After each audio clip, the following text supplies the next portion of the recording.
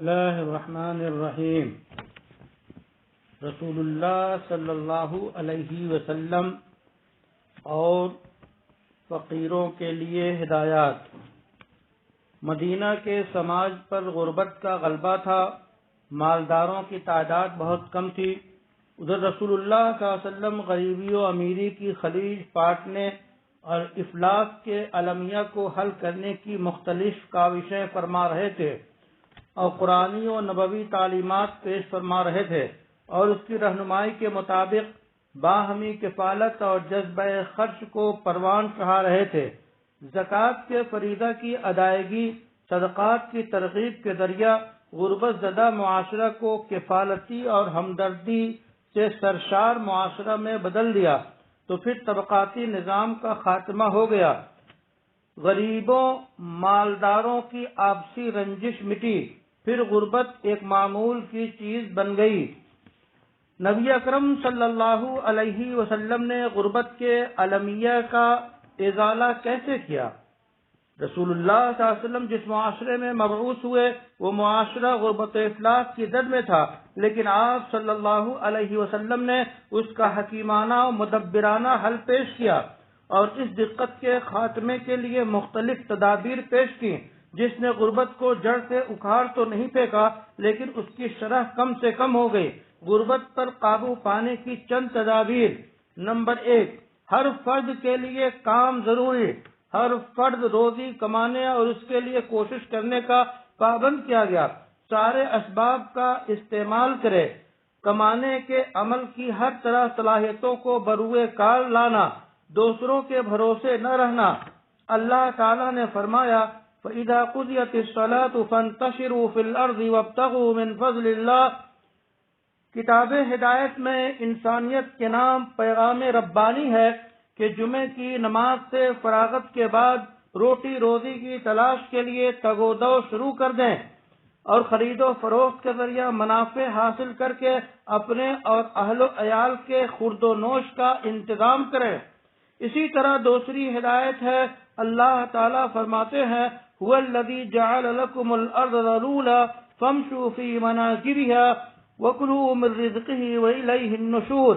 اللہ تعالیٰ نے انسانوں کے لیے زمین کو جولانگاہ بنایا کہ معاش کے حصول کے لیے تمام ذرائع کا استعمال کیا جائے اور محنت و مشقت کے ذریعہ اللہ کی پھیلی ہوئی زمین سے کسب معاش کرے اور ہاتھ پر ہاتھ رکھ کر نہ بیٹھے، ہر وقت بستر راحت پر نہ رہے۔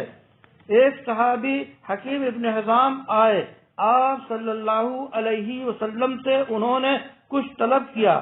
آپ صلی اللہ علیہ وسلم نے ان پر مہذب انداز میں ان کو متوجہ کیا تاکہ ان کی انا کو ٹھیس نہ پہنچے کہ وہ خود اعتمادی پیدا کریں اور سوال سے پرہیز کریں۔ یہ جلیل القدر صحابی اپنی آپ بیتی خود بیان کرتے ہیں، کہتے ہیں میں نے رسول اللہ صلی اللہ علیہ وسلم سے طلب کیا، آپ صلی اللہ علیہ وسلم نے عطا فرمایا۔ اس کے بعد پھر میں نے سوال کیا، حضور صلی اللہ علیہ وسلم نے پھر بخشش کی اور فرمایا بے شک یہ دولت ہری بھری اور شیریں ہے، جس نے خوش دلی سے حاصل کیا اسے اللہ برکت دے، اور جس نے لالچ کے ساتھ لیا تو اس کے مال میں برکت نہیں ہوتی، اور وہ اس شخص جیسا ہوتا ہے جو کھاتا جاتا ہے سیر نہیں ہوتا، اور اوپر کا ہاتھ نیچے کے ہاتھ سے بہتر ہے۔ امام نسائی نے اپنی کتاب میں اس حدیث کو درج کیا ہے۔ دوسری بات، دوسرا ذریعہ، بھیک مانگنے کے خلاف جنگ۔ دوسروں سے مال و غذا مانگنا بھیک مانگنا کہلاتا ہے۔ معاش کے لیے اسباب اختیار نہ کرنا اور دستے سوال دراز کرنا بھیک مانگنا ہے۔ اسی کو پیشہ بنا لینا بھیک مانگنے کا پیشہ ہے۔ لوگوں سے رحم کی اپیل کرنا تاکہ ان کی دولت و مال کا کچھ حصہ مل جائے، للچائی نگاہوں سے دیکھنا اور اسی کو کمائی کا ذریعہ بنانا۔ بھیک مانگنے کو پیشہ بنانا اسلام نے ممنوع قرار دیا۔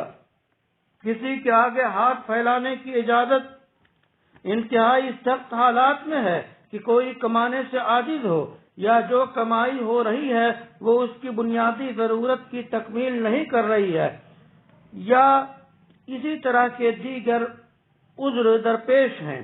رسول اللہ صلی اللہ علیہ وسلم نے فرمایا، جو شخص تعلقات جوڑنے کے لیے عطیے دینا شروع کرتا ہے اللہ تعالیٰ اس کو کثرت سے عطا فرماتے ہیں، اور جو شخص مال بڑھانے کے لیے لوگوں سے سوال کرتا ہے اللہ تعالیٰ اس کے مال میں کبھی کمی واقع کر دیتے ہیں۔ امام احمد نے روایت کیا، الجامع الصغیر میں موجود ہے۔ اس حدیث میں رسول اللہ صلی اللہ علیہ وسلم نے ضرورت مندوں کو صدقات دینے کی حوصلہ افزائی کی ہے اور اس کے لیے مال میں اضافہ کی دعا فرمائی ہے، اور جس نے ذخیرہ اندوزی کے لیے بھیک مانگنے کو پیشہ بنایا اس کے لیے بد دعا کی اس کا مال روز بروز گھٹے گا، کیونکہ بھیک مانگنے کے پیشہ سے معاشرہ میں سستی و کاہلی پھیلتی ہے اور دوسروں کا دست نگر رہنے کی عادت پڑتی ہے، بیکاری عام ہوتی ہے۔ حضور صلی اللہ علیہ وسلم نے فرمایا، اوپر والا ہاتھ نیچے والے ہاتھ سے بہتر ہے۔ بخاری اور مسلم نے روایت کیا، لینے والے کے بالمقابل دینے والا بہتر ہے۔ جلیل القدر صحابی حضرت ابو ہریرہ رضی اللہ تعالیٰ عنہ سے روایت ہے کہ بے شک رسول اللہ صلی اللہ علیہ وسلم نے فرمایا، بخدا جس کے قبضہ قدرت میں میری جان ہے کہ تم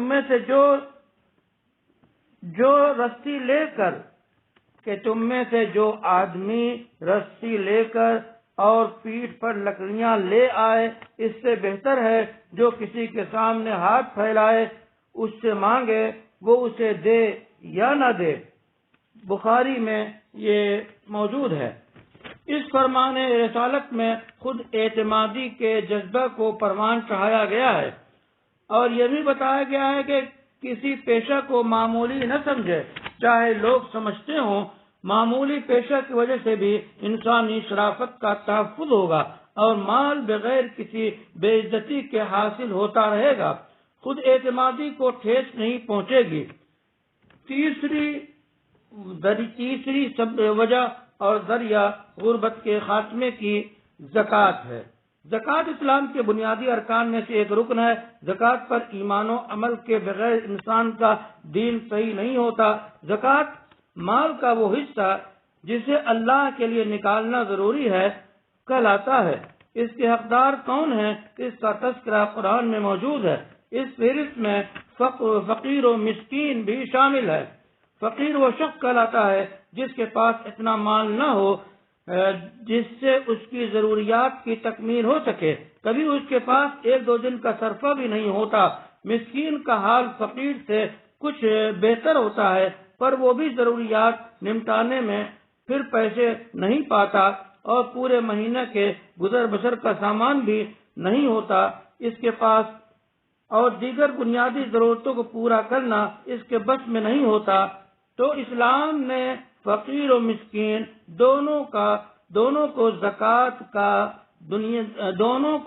زکوٰۃ دینا مسلمانوں کے لیے ضروری قرار دیا ہے۔ زکوٰۃ کے دیگر مصارف اور خرچ کرنے کی جگہ بھی ہے۔ صفہ والے، مسجد نبوی میں ایک جگہ کا نام صفہ ہے جہاں محتاج صحابہ رہتے تھے جن کا کوئی ٹھکانہ نہ ہوتا۔ لوگ ان کو صدقہ خیرات دیتے۔ ان کی بڑی تعداد مکہ سے آئے مہاجروں کی ہوتی۔ حضور صلی اللہ علیہ وسلم انہیں مانوس رکھنے، ان کے ساتھ بیٹھنے، آپ صلی اللہ علیہ وسلم انہیں مانوس رکھتے، ان کے ساتھ بیٹھتے، کھاتے پیتے اور لوگوں سے ان کو صدقہ دینے کی اپیل کرتے۔ جب آپ صلی اللہ علیہ وسلم کے پاس کھانے پینے کی کوئی چیز بطور صدقہ آتی تو آپ صلی اللہ علیہ وسلم صفہ والوں کے پاس بھیجنے کا حکم فرماتے۔ رسول اللہ صلی اللہ علیہ وسلم فقیروں اور محتاجوں کے ساتھ یہ سلوک فرماتے اور غریبی کے قضیہ کا یہ حل نکالتے۔ وصلی اللہ علی النبی الکریم۔